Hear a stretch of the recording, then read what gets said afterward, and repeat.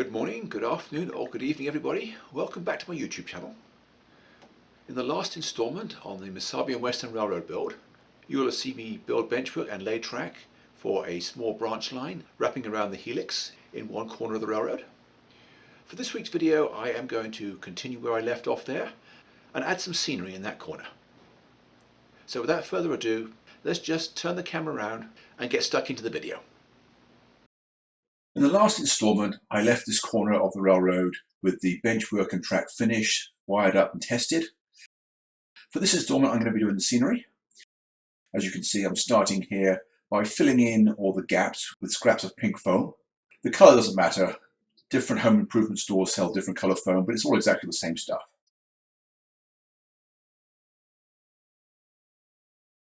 And in the area between the main and the branch, I'm using corrugated cardboard because there isn't enough room for foam. I just need a thin backing to hold what's going to be a rock cut eventually. Just working my way around, filling in all the gaps. I'm using a phone-safe adhesive applied with a caulking gun. And although I have a pretty good idea of the shape of the landforms I want, at this point it's just a case of making it up as I go along, just filling it in, stacking the blocks. I'm not too worried about the overall shape right now. I will carve it later.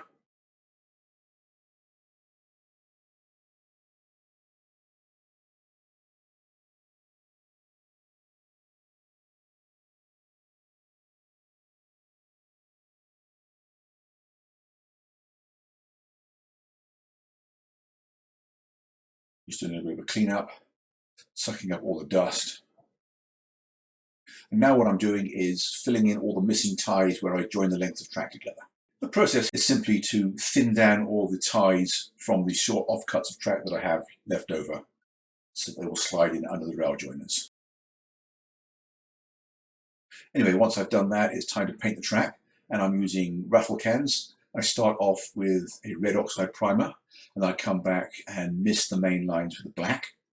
Now, since it's not practical to take this outside, I do a little bit, and then I get out of the area, leave all the windows open with the fan on, just to clear the fumes while I work somewhere else for a while. And then I'll come back and do a bit more. Here I'm masking the track because the next scenery steps get messy. I ran out of masking tape, so I went to buy some more, and by the time I got back, the old stuff had peeled up, so I put fresh tape down everywhere. And here I'm using plaster cloth to cover over the basic landforms. I don't necessarily have to do it everywhere, but I need to do it wherever I'm going to put rock carvings. The areas of bare dirt where the sculpture mold goes, they don't need it because the sculpture mold will pretty much stick to anything.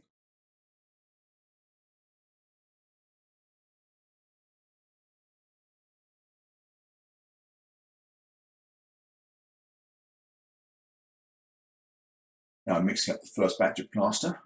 I'm using a product called Perfect Plaster from Hobby Lobby. Sometimes I use this, sometimes I use Plaster of Paris. This has a slightly slower setting time. You'll notice I keep pausing because I have to get the plaster the right consistency before I can carve it. So I'll test it, and then I'll wait a minute, and then I'll test it again. And once it starts to kick, that's when I have to carve in earnest. I have to do it quite quickly.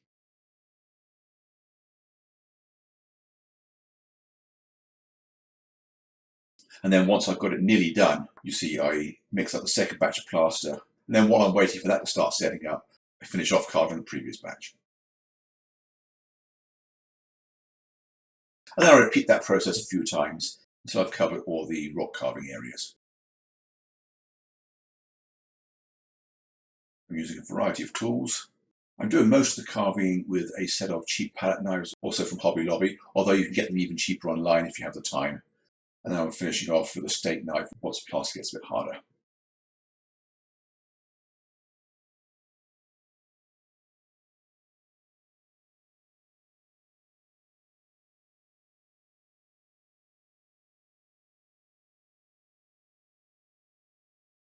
Here you notice I cut away the upper level road bed with the jigsaw because I felt I didn't have quite enough space for the rock cut. Bear in mind that you need about an inch. That's not to say that the plaster is going to be an inch thick all over. It's not. but you need some clearance to carve in the texture without fouling the trains that go by.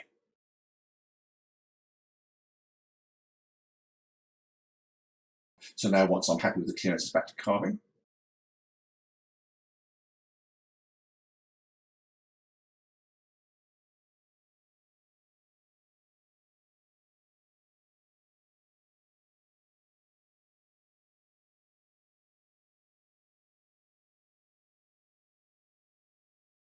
And here I just did the same thing with one of the industrial spurs.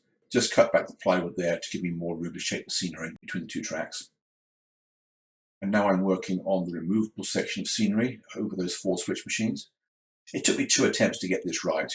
The first time, the weight of the plaster was pulling plastic away from the backdrop, and rather than get a big sticky mess, the easiest thing to do was just to throw the whole batch away and start again. So the second time round, I put the plastic barrier on in 2 pieces, allowing me to tape it exactly where it had been pulled off before. And after that, I had no more trouble.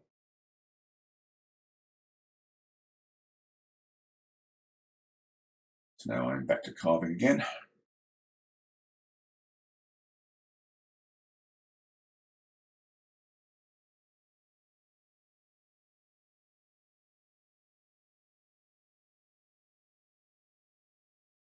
Just gradually working my way around.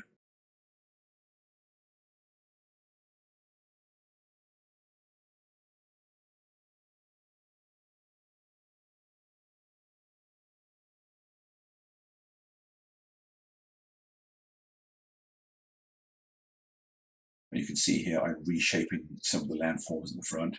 With this stage of the scenery, the time and investment is very slight. So if you can think of a way of improving the shape, by all means, modify what you've already started. And of course, with the fascia, it's a lot easier to put it on too high and then keep trimming it down than it is to add more if you cut it too low. So I always err on the side of a fascia that's too high. And you'll see later in the video, I come back and modify that area again a couple more times.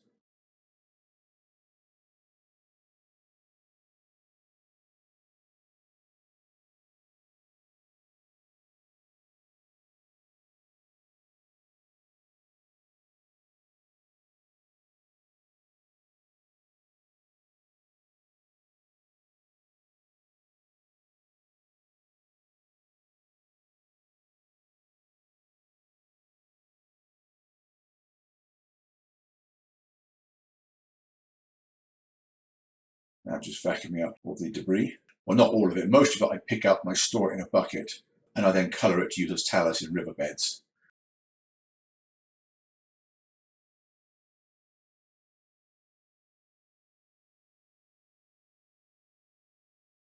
With all the carving done, now I'm putting the base rock colours on, which is basically just a black wash and then a dark brown wash. Note the box under the low part of the scenery. That's because there's a lot of moisture dripping off there. It's too much to trust to just one layer of drop cloth. There's a few areas where I also put cardboard under it as well, just to give more protection from the carpet.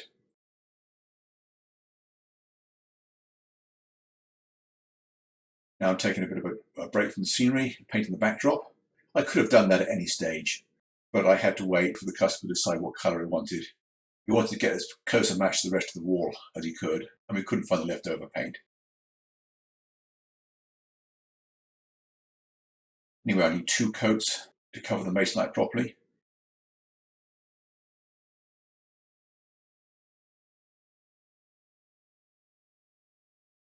And now I'm getting ready to do the dry brushing on the rocks.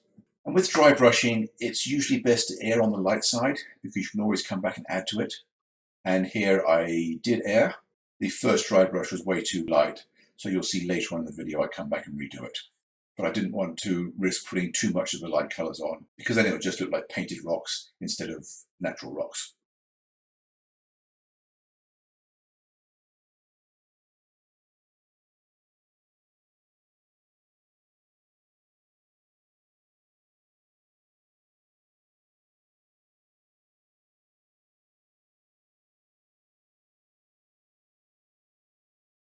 And here I am getting out the sculpture mould. And I always mix some dark brown paint in with the sculpture mould, just so that I get a reasonable dirt colour as a backing. That way, if any of the finished ground cover flakes off, I don't get a bare white patch. And I'm just using the sculpt mold to fill in all the areas that are not rocks.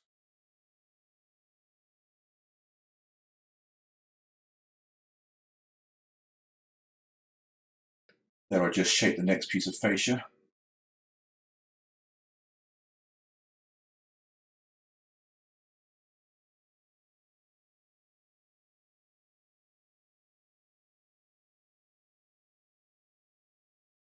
Here I am redoing the dry brushing. And the second time round the colour was a lot better.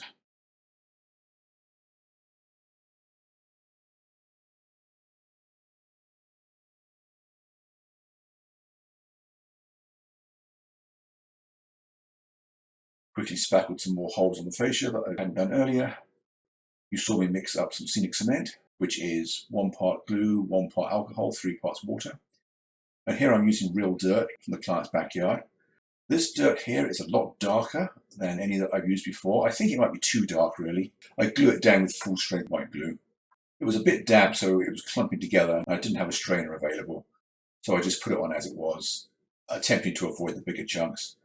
And then the following morning, when it's dry, I'm vacuuming it up. You may not be able to see what I'm doing, but I'm scrubbing it with my fingers as I'm running the vacuum head over it, breaking up all the lumps so that only the bottom layer of fine dirt remains stuck. And here I mix several different colours of fine ground foam in a bucket, and I'm just sprinkling that out. I don't put the coarse foam in at this stage because the alcohol spray tends to blast it off. So I come back and put that down afterwards, after the first coating of glue is in. Here I am doing that now. You saw me wipe the fascia. That's something that's going to have to be done several times as the glue is drying because it will continually run down the fascia. And you see here I have cardboard on top of the drop cloth in the areas that it's dripping because I don't want to trust just one layer of cloth to protect the carpet.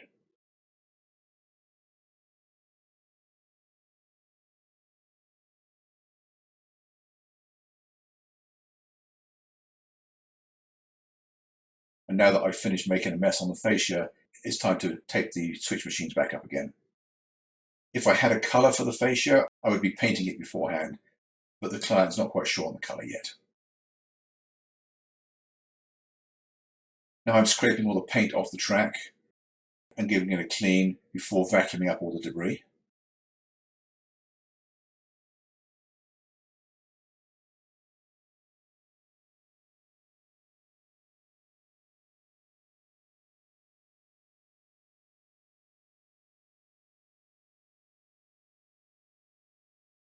Now I'm going around with dark brown paint. I'm using the same apple barrel burnt umber as I use in the sculptor mold because that is a far better tie colour than any of the paints I've previously used to paint the track with. Now you see me go around the curves. It may not be obvious, but what I'm doing is pushing strips of 60 thou styrene in under the outer end of the ties to super elevate the curves.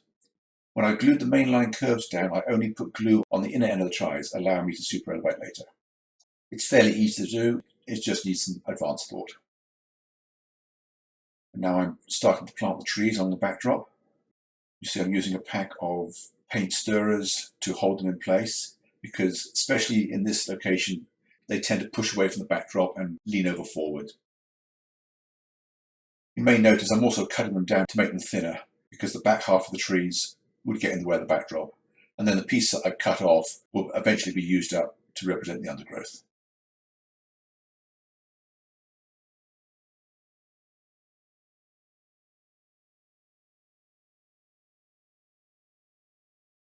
And the goal at this point is to get a continuous row of trees so that the backdrop can't be seen through it.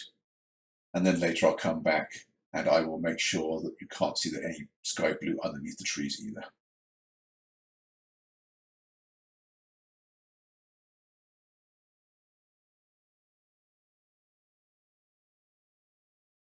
Now it's time for ballast. I start at the far end and work my way around, doing the main lines first. I'm using Scenic Express light grey 40 grade ballast. The grade number is the size of it. The smaller the number, the finer the ballast. 40 is what they consider scale for HO. I think I should have mixed multiple colours together. This is just their light grey, and it just seemed like too much of a monotone. So you might say a bit like my voice.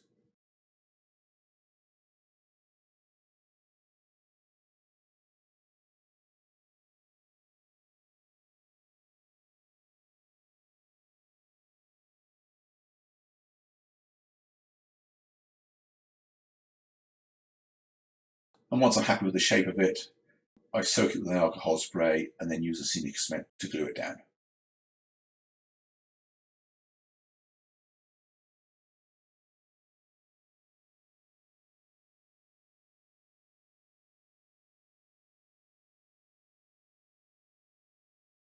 Once the main lines are done, I then come back with a darker grey ballast and do the secondary trackage. I did that in 2 stages. First the tracks behind the main, and then I came back and did the approaches to the siding in the foreground.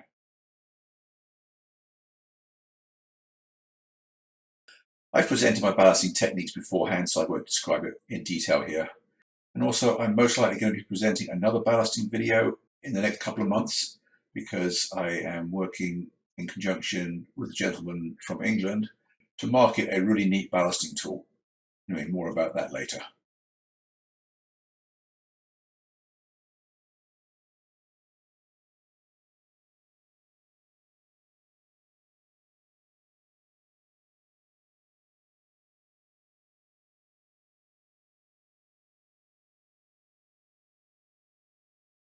So with the ballast complete, I now go back to planting trees. Now, in an ideal world, when I've got plenty of time, I like to leave the ballast to go hard before I do anything else in the area.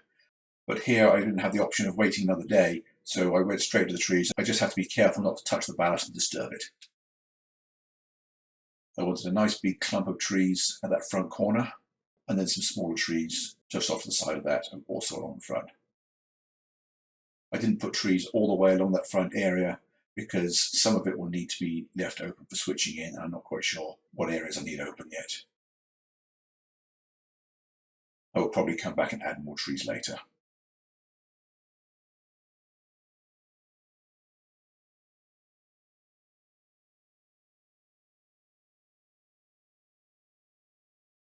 After cleaning up the mess, we're pretty much done here. So that's the end of this time lapse.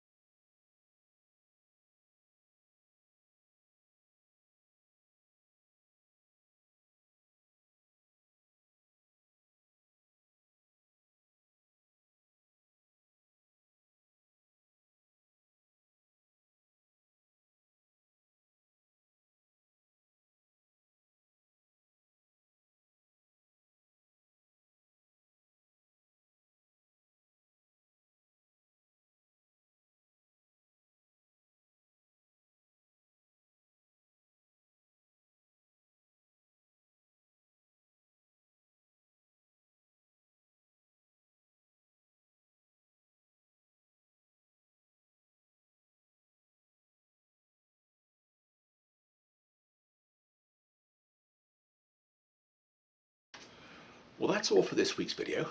Hope you enjoyed it. It's also the last time-lapse footage that I shot of that trip. I do have some other more conventional videos to present over the next few weeks, although I'm not quite sure how many installments that's going to be just yet.